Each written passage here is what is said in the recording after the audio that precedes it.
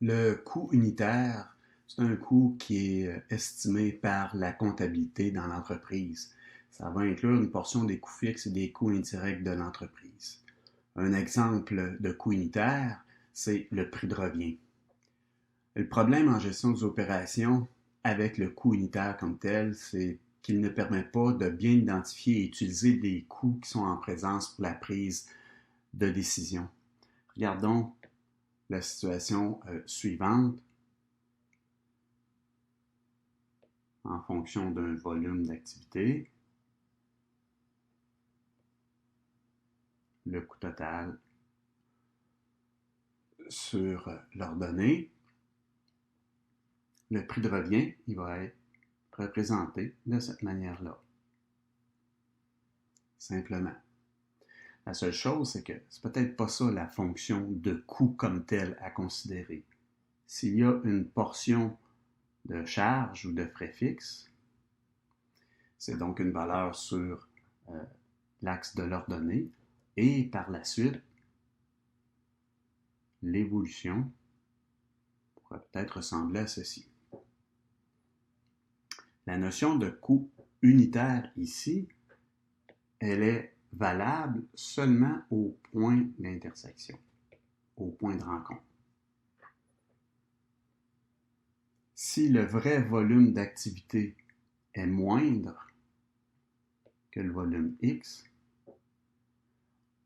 et on va se baser sur le coût unitaire, on prend une mauvaise décision car on sous-estime le coût. Et si le volume d'activité est supérieur, de la même manière, on va penser que le coût total est cette valeur en haut, alors qu'il est moindre. On prend aussi une mauvaise décision.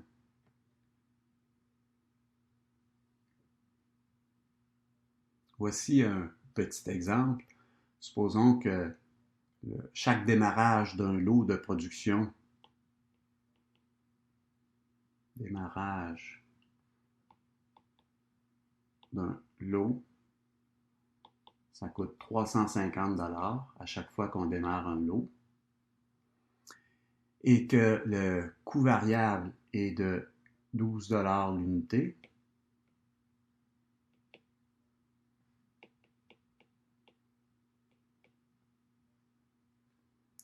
et que la taille du lot de production est 500 unités.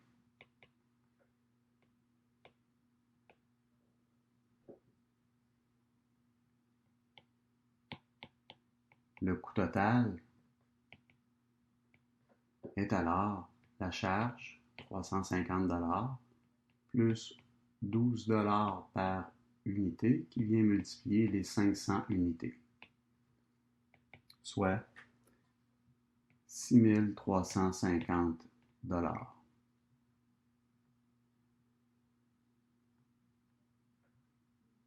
Le vrai coût unitaire à ce moment-là, c'est 6 350 $ pour les 500 unités.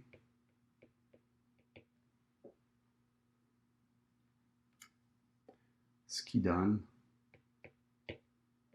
12,70 $ chacune. C'est pourquoi il faut prendre la bonne fonction de coût total et non se rabattre sur un coût unitaire.